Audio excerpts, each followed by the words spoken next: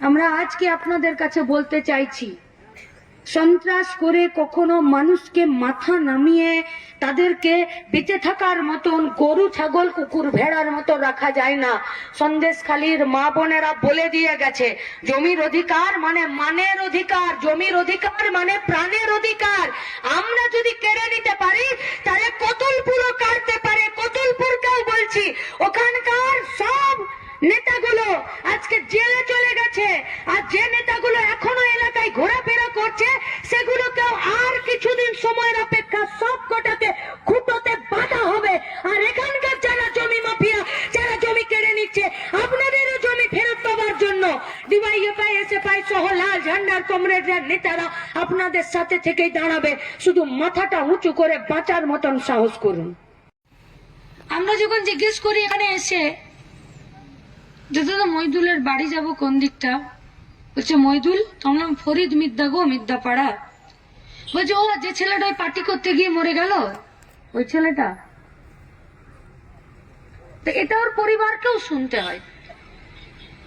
তো এর ভার, এর ওজন যতটা, ততটা ভার ততটা ওজন আর কোনো বিষয়ের হয় না। মইদুলের মা মঞ্চে উপস্থিত আছেন, কাঁদতে কাঁদতে মইদুলের ছবিতে বার কয়েক চুমু খেয়েছেন, চোখের জলে ফুল দিয়েছেন। নিজের বাড়ি, নিজের পরিবার, নিজের আত্মীয় স্বজন, পাড়া প্রতিবেশীতে একবার কল্পনা করে আমরা সবাই দেখি যে মা নিজের ছেলের মরে যাওয়া ছবিতে মালা দিচ্ছে। এটা যদি উল্টো হতো তাহলে সাধারণত এটা স্বাভাবিক হতো।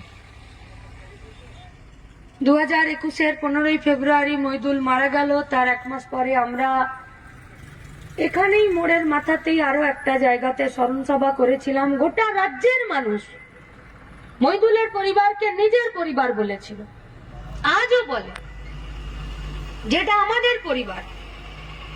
আসলে বামপন্থী রাজনীতিতে, বামপন্থী লড়াইয়ে, বামপন্থী মতাদর্শে শহীদ মানে সে একা নয়। শহীদ মানে যে মরে গেল তার পরিবার একা নয়, তার গ্রাম, তার জেলা সে একা নয়।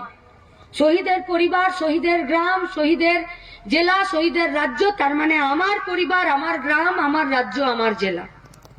গোটা রাজ্যের মানুষ শহীদের পরিবারের পাশে, মইদুলের মেয়েদের পাশে, ভাগ্নির পাশে, মায়ের পাশে, বইয়ের পাশে, ওই বাড়িটার পাশে দাঁড়িয়েছিল।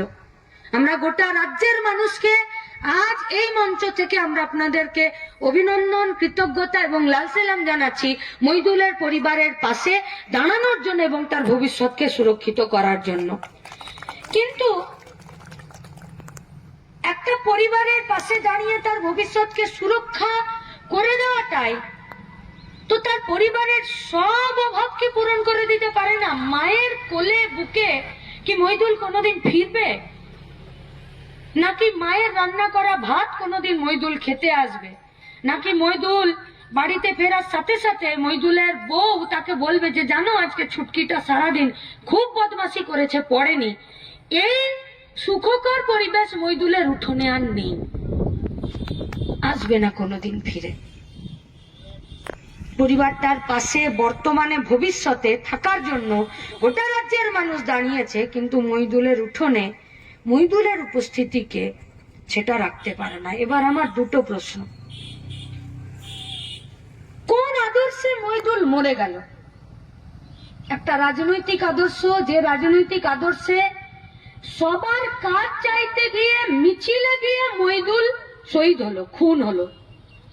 একটা আদর্শ, যে আদর্শ লড়তে শেখায়, যে আদর্শ আমাদের মতন ছাত্র যুবদেরকে সবার কাজ, সবার শিক্ষার জন্য রাস্তায় নির্ভীক হয়ে, ভয় শূন্য হয়ে, সাহসের সাথে একা হোক আর 1000 জন হোক বা 10,000 জনকে হোক, রাস্তায় ঝান্ডা কাঁধে দাঁড়িয়ে থেকে পুলিশের মুখোমুখি এগিয়ে যেতে শেখায়। এমন একটা আদর্শ, যে আদর্শ মইদুল নিজে চাকরি পাবে কিনা জানে না, কিন্তু মইদুল গোটা রাজ্যের সব বেকারের চাকরির জন্য লড়াই করতে দেয়। এমন একটা আদর্শ যে আমি সামনে গিয়ে এগিয়ে গিয়ে মরে গেলে আমার কি হবে সেটা ভাবতে শেখায় না, সেই আদর্শটা শুধু ভাবতে শেখায় যে তুমি কাজের জন্য এসেছো, কাজের দাবিতে লড়াই করতে এসেছো, এই লড়াইটাই তোমার আসল কাজ। তুমি কাজ পাবে না পাবে, তুমি মরবে কি বাঁচবে সেটা বড় কথা নয়, তোমার লড়াই গোটা রাজ্যের বেকার ছেলে মেয়েদেরকে কাজের জন্য একটা নতুন রাস্তা, নতুন দিশা দেখিয়ে যাবে। সেই আদর্শে লড়তে গিয়ে মইদুল খুন হয়ে যায়। আর একটা আদর্শ, যে আদর্শ কাজের দাবিকে নস্যাৎ করে দিতে, খারিজ করে দিতে, বাতিল করে দিতে, কে কাজ পাবার অধিকার, কাজ পাবার দাবি না তো অধিকারকে তুমি দাবি করতে পারো, নাকি এই কাজের দাবিটাকে তুমি নিজের চোখের সামনে রাখতে পারো, বলতে পারো। এমন একটা আদর্শ যে আদর্শে তোমাকে সামনাসামনি কোনো উত্তর দেবে না, যে আদর্শে তোমার সাথে সামনাসামনি কেন তুমি কাজ পাচ্ছ না, কেন তুমি বেকার সে কথা বলতে দেবে না, তোমার সাথে আলোচনা করবে না, তোমার প্রশ্নের উত্তর দেবে না। এমন একটা আদর্শ প্রয়োজন পড়লে তোমার বাড়িতে পুলিশ পাঠিয়ে ছাদ থেকে ঠেলে ফেলে খুন করে দেবে। এমন একটা আদর্শ যে আদর্শে তোমাকে পিটিয়ে সোজা করে দেবে কিন্তু তোমাকে কাজ চাইতে দেবে না। এমন একটা আদর্শ যে 16 জন পুলিশ মিলে একটা ছেলেকে নির্মম ভাবে 7-8 মিনিট ধরে পিটিয়ে তাকে রাস্তায় ফেলে দেয়। তাহলে বিচার, সিদ্ধান্ত আর ঠিক ভুলের বিচার আপনাদেরকে ঠিক করতে হবে যে কোন আদর্শটা ভালো, যে আদর্শটার জন্য মইদুলকে রাস্তায় নামতে শেখায় সবার কাজের দাবিতে, নাকি যে আদর্শটা মইদুলের দাবিকে বাতিল করে দিয়ে, খারিজ করে দিয়ে পুলিশ পাঠিয়ে 16 জন মিলে 7-8 মিনিট ধরে লাগাতার পিটিয়ে দিয়ে ছেলেটাকে খুন করে দেওয়া হয়। কোন আদর্শটা ভালো? এই দুটো আদর্শ কারা গ্রহণ করছে? যে আদর্শটা কাজ খুঁজতে যাচ্ছে, যে আদর্শটা কাজ খুঁজতে গিয়ে আরো বেকার ছেলে মেয়েদেরকে একসঙ্গে যোগ করছে, সেটা বামপন্থী আদর্শ। আর একটা আদর্শ, যে আদর্শটা আজকে এই গোটা সময়ে শুধু তুমি কাজ চাইতে পারো না, তুমি পেটের ভাত চাইতে পারো না, তোমার কাজ আছে, তোমার চাকরি আছে কি না আছে আমি জানি না, শুধু পঞ্চায়েতে লুট করার জন্য হাতে ডাং ধরো আর দারুর বোতল ধরো, তাহলেই চলে যাবে। সেই আদর্শটা হচ্ছে তৃণমূল বিজেপির আদর্শ। এই আদর্শের বিরুদ্ধে আমাদের আদর্শের লড়াইটা, তাই আমরা মইদুলকে স্মরণ করছি। আর তার জন্য আজকে চোরকোলা গ্রামেই আমরা এই স্মরণ সভা করেছি। কতদিন ভয় পেয়ে মাথা নামিয়ে থাকবো? যে আদর্শ রাত 12টায় আমার বাড়ির মেয়েকে পিঠে করার নামে পার্টি অফিসে ডেকে আর ভোর 5টা পর্যন্ত পিঠে লঙ্কা ঘষে দিয়ে জ্বালাতে ছটপট করে তার সম্মানটা নিয়ে নেয়, নিশ্চয়ই সেই আদর্শের কাছে মাথা নামিয়ে বেঁচে থাকতে পারবো না।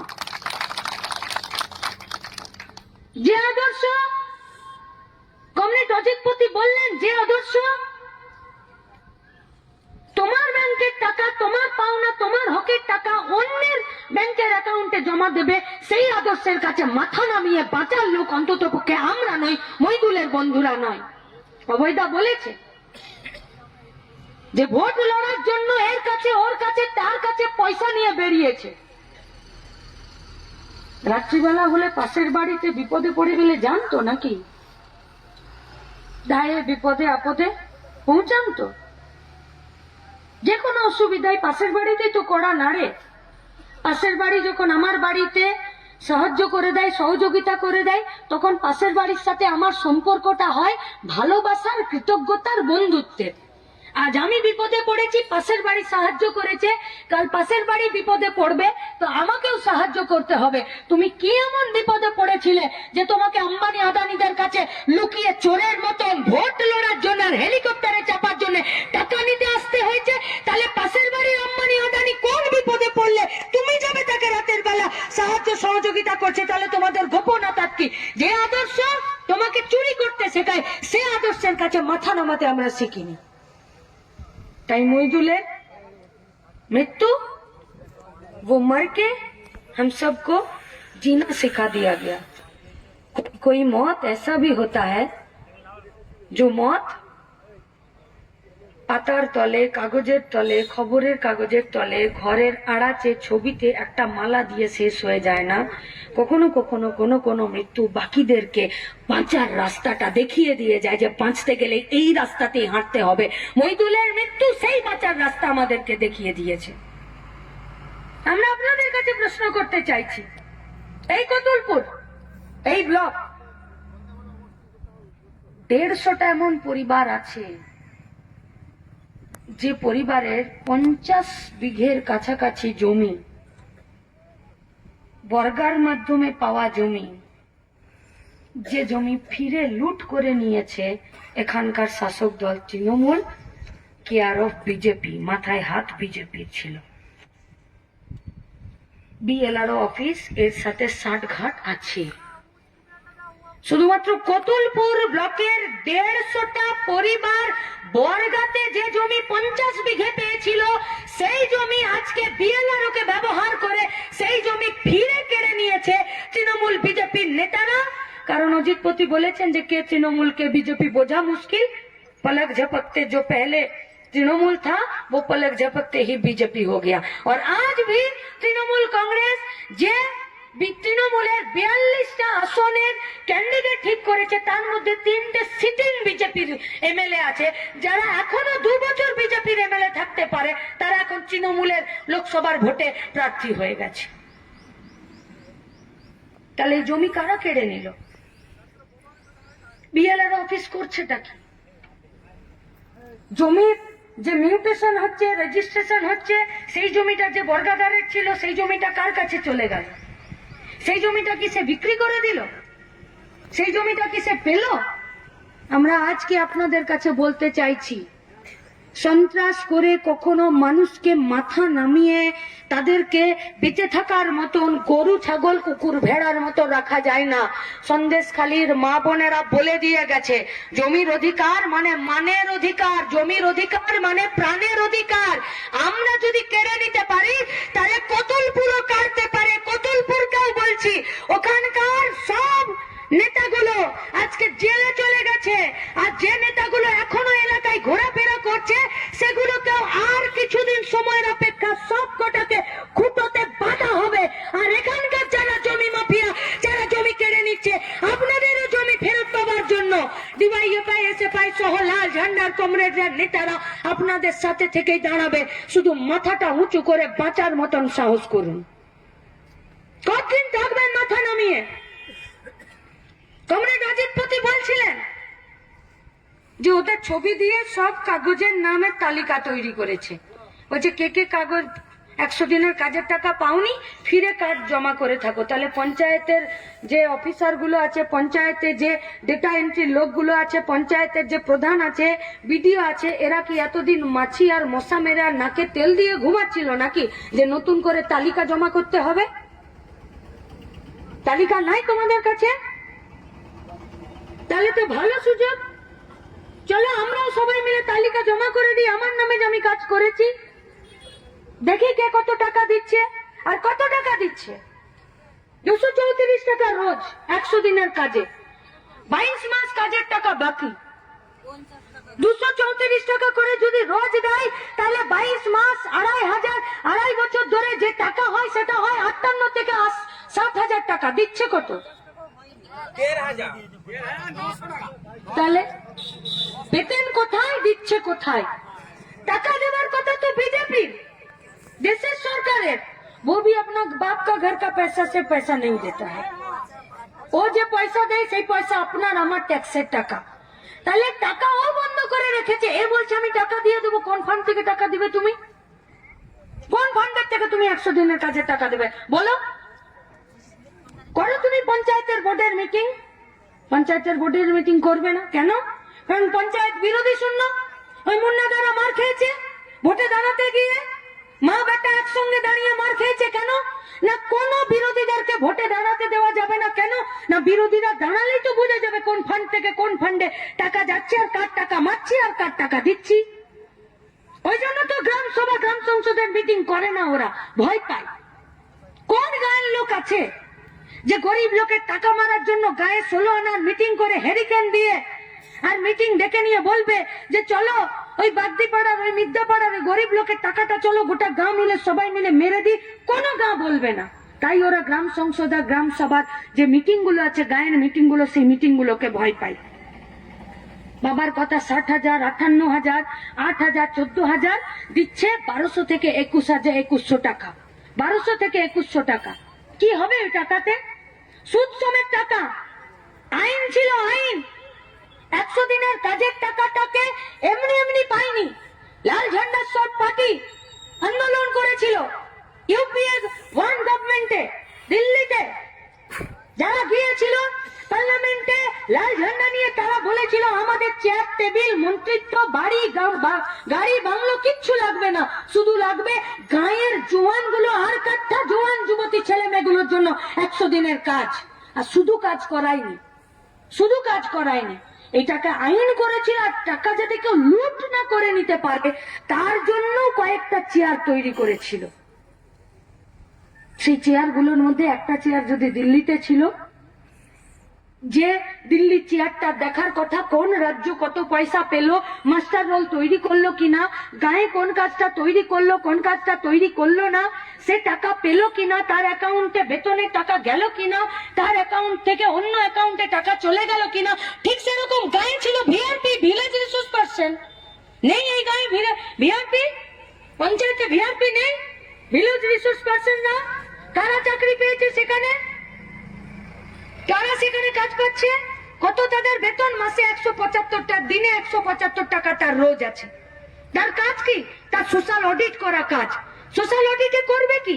এ পাড়া ও পাড়া, এ গায়ে ও গায়ে, এ পঞ্চায়েতে ও পঞ্চায়েতে যাবে, ঘুরে বেড়াবে আর দেখবে যে তোমার জব কার্ড আছে, তুমি কাজ করেছো, কদিন কাজ করেছো, কত টাকা পেলে, কত টাকা বাকি, তোমার ব্যাংকের অ্যাকাউন্টে টাকা গেল কি গেল না। শুধু এইটা নয়, কার বিধবা ভাতা বাকি, কার বার্ধক্য ভাতা বাকি, সে টাকা পাচ্ছে কিনা, কার ঘর বাকি, কার পায়খানা বাকি, কার হ্যান্ডিক্যাপ সার্টিফিকেট বাকি, কার ছেলেটা পড়তে পারছে, কোন এলাকাতে কি রোগ হচ্ছে, কোথায় পুকুরটা নোংরা আছে, কোথায় কুয়োটা নোংরা আছে, এইসব কাজগুলোকে দেখার কথা ভিআরপিদের, ভিসিটিদের, ভিএসটিদের। মমতা ব্যানার্জির সরকার বলল যে তোমাদেরকে আর ওইসব করে কাজ নেই, তুমি পাড়াতে পাড়াতে গিয়ে এখন মশা মারো আর স্প্রে করে বেড়াও। যাদের কাজ ছিল 100 দিনের কাজের টাকা দুর্নীতি হচ্ছে কিনা সেটা দেখা, সেই ভিলেজ রিসোর্স পার্সনদেরকে, ভিআরপিদেরকে মমতা ব্যানার্জির সরকার ঠিক করে দিল যে তুমি গায়ে গায়ে ঘুরে বেড়াও আর শুধু মশার খোঁজ নিয়ে বেড়াও।